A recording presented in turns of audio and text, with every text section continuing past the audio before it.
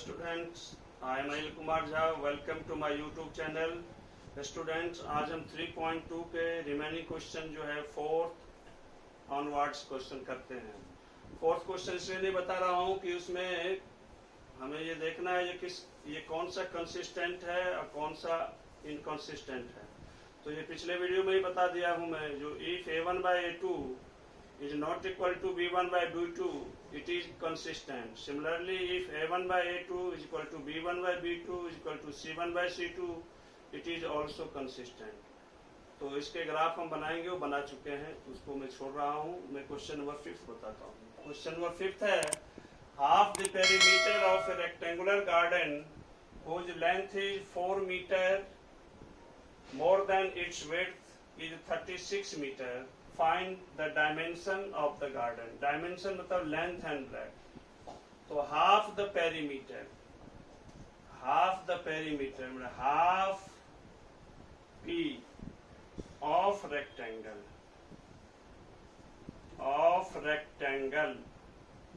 is equal to 36. Half यहाँ हम रहने देंगे और पेरीमीटर ऑफ रेक्टेंगल होता है 2 टाइम्स ब्रैकेट में l plus B, that is equal to 36। यहाँ 2 से 2 कैंसिल हो गया, l plus B is equal to 36। ये फर्स्ट इक्वेशन हो गया। सेकेंड दिया है condition, if length is 4 meter more than its width, तो L is equal to B plus 4। इसको हम सेकेंड मान लेते हैं, यही वैल्यू हम पुट कर देंगे इसमें। Putting the value of L is equal to B plus 4 in first, we get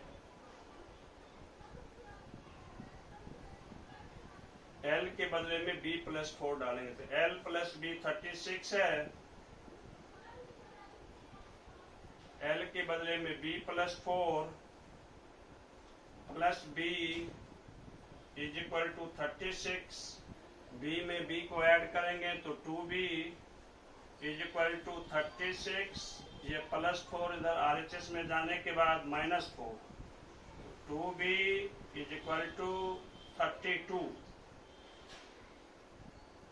B equal to 32 by 2, that is equal to 16, and L is equal to B plus 4, that is equal to, in place of B we can put 16 plus 4, that is equal to 20. So final answer, length L is equal to 20 meter, B is equal to 16 meter. This is required answer. अब हम question number 6 बनाते हैं। ये बहुत ही simple question है। इसमें दिया हुआ है एक equation 2x plus 3y minus 8 is equal to 0। 2x plus 3y minus 8 is equal to 0। अब हमें क्वेश्चन कहता है कि एक दूसरा इक्वेशन बनाइए जिसमें ये लाइन इंटरसेक्टिंग हो। तो मैं पहले ही वीडियो में बता चुका हूँ, जो दो लीनियर इक्वेशन का ग्राफ इंटरसेक्टिंग तब होगा जब a1 by a2 is not equal to b1 by b2। अब ये 2x plus 3y minus 8 is equal to 0, तो इंटरसेक्टिंग करने के लिए हम बहुत सारे हजारों, 2000, 5000, 10,000 इक्वेशन दूसरा लिख सकते हैं, जिसमें ये और जो हम दूसरा इक्वेशन लेंगे उसका ग्राफ इंटरसेक्टिंग होगा। लेकिन हम इसमें से कोई एक ले लेते हैं, तो हो सकता है वो पीछे का आंसर आपका मिले या ना मिले, उससे कोई फर्क नहीं पड़ेगा, आंसर वो बिल्कुल ठीक है। तो पहला इक्वेशन है 2x plus 3y minus 8 is equal to 0। ये इक्वेशन गिवन है, यहाँ दिया हुआ। हमें दूसरा इक्वेशन फॉर्म करना है ताकि इनका ग्राफ जो है वो इंटरसेक्टिंग हो। तो इंटरसेक्टिंग होने के लिए a1 by a2 does not equal to b1 by b2 होना चाहिए।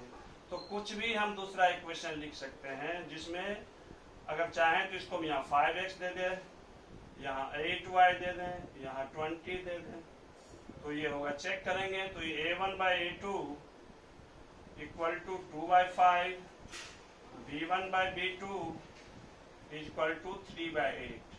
तो यहाँ हम देख रहे हैं जो a1 by a2 not equal to b1 by b2, तो इसके ग्राफ जो है इंटरसेक्टिंग लाइंस होगा। ये 5x प्लस 8y माइनस 20 ही नहीं हो सकता है, कुछ भी दे सकते हैं। यहाँ हम x plus Y minus 5 equal to 0 भी लिख सकते हैं।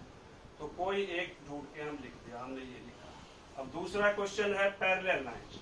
पैरेलल लाइंस में हम देखते हैं जो कंडीशन होना चाहिए a1 by a2 equal to b1 by b2 does not equal to c1 by c2। तो ये पहला लाइन स्ट्रेट लाइन दिया हुआ है, इक्वेशन ऑफ लाइन दिया हुआ है, वो है 2x minus plus 3y minus 8 equal to 0। यहाँ हम इसको डबल कर लें, 4x कर देते हैं, यहाँ 6y कर देंगे और यहाँ 15 कर देंगे।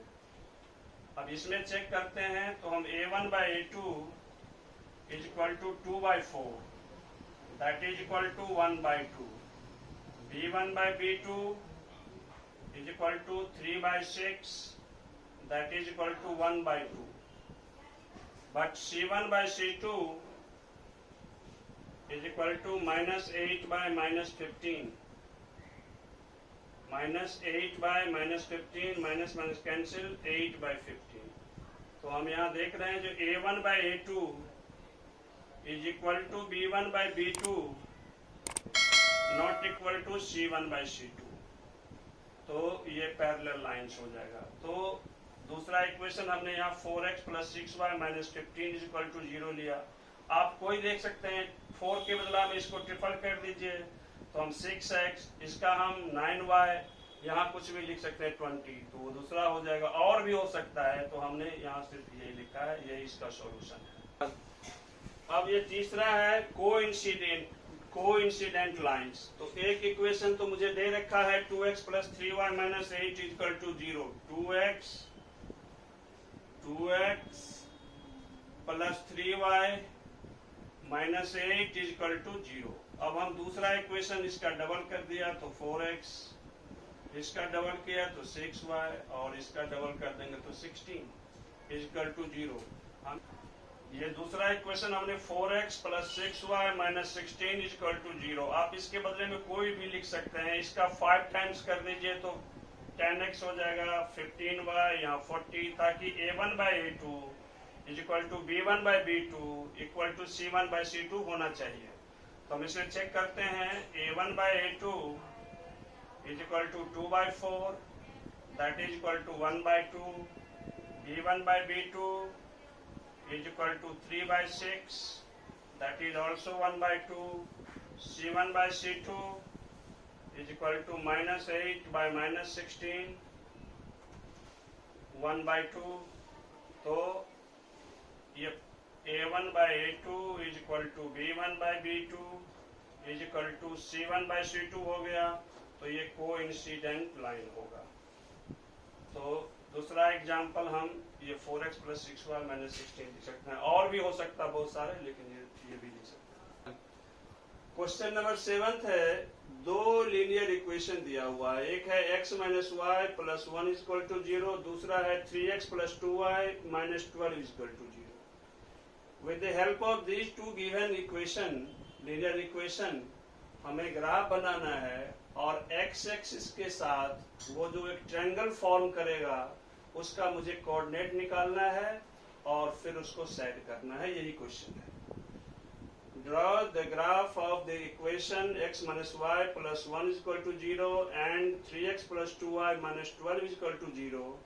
Determine the coordinates of the vertices of the triangle form by these lines and the x axis and set the triangular region, जो मैं पहले बता चुका हूँ। अब क्या करेंगे हम, x minus Y plus 1 equal to 0, x plus 1, ये माइनस वाई को हम इधर ले आए तो प्लस वाई हो गया। इससे हम एक कोऑर्डिनेट बना देते हैं। x की वैल्यू 1 दिया तो 1 + 1 y 2 हो गया, 2 देंगे तो 2 + 1 3 हो गया, 3 दिया तो 3 + 1 4 हो गया। इसी तरह से दूसरा इक्वेशन है 3x + 2y - 12 = 0। 2y हम लेफ्ट पार्ट में रहने दिए, ये +12 को यहाँ RHS में लाया तो माइनस को तो प्लस हो गया, फिर +3x को इधर RHS में लाया तो -3x। अब ये 2y = 12 - 3x था, y = 12 - 3x/2। अब x की वैल्यू हम यहाँ 2 दिए तो 3 × 2 = 6, 12 में से 6 जाएगा 6, 6 को 2 से डिवाइड किया तो y की वैल्यू 3 निकली। x की वैल्यू हम अगर 0 देते हैं तो 3 को 0 से मल्टीप्लाई करेंगे तो 0, 12 में से 0 माइनस करेंगे तो 12, उसको 2 से डिवाइड किया तो 6। x की वैल्यू 4 देंगे तो 4 × 12, 12 में से 12 को माइनस करेंगे 0, 0 को 2 से डिवाइड किया तो 0। अब ये दो कोऑर्डिनेट्स निकल गए, इसको अब हम ग्राफ प्लॉट करते हैं। अब देखिए x 1 है तो y की वैल्यू 2 है, x 1 तो y की वैल्यू 2, तो सम होयर यहाँ हो गया। इसको हम 1 बाद में लिख लेंगे या भी लिख लेते हैं, 1 2 लिख दिया। दूसरा है 2 3, x वैल्यू 2 y की वैल्यू 3 यहाँ, और 3 4, 3 और 4। इसको जब हम प्लॉट करेंगे तो कुछ यूं स्ट्रेट लाइन जाएगा,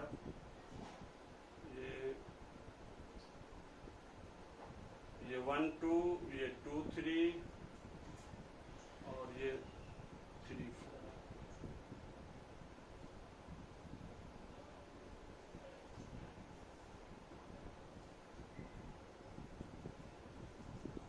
दूसरा है 2 3, तो 2 3 तो कहीं यही हो जाएगा,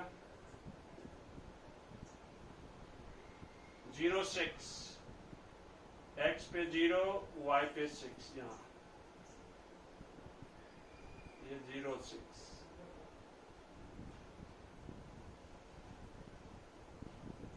और 4 0,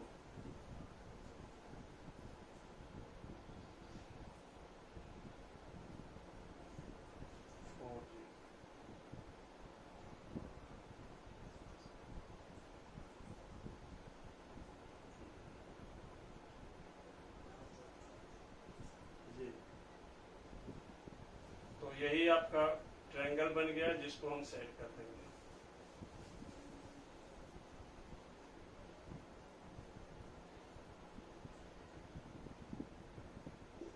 और यही मेरा आंसर है।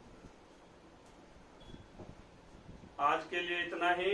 नेक्स्ट वीडियो में हम 3.3 एक्सरसाइज करेंगे, which is based on substitution method. Thank you.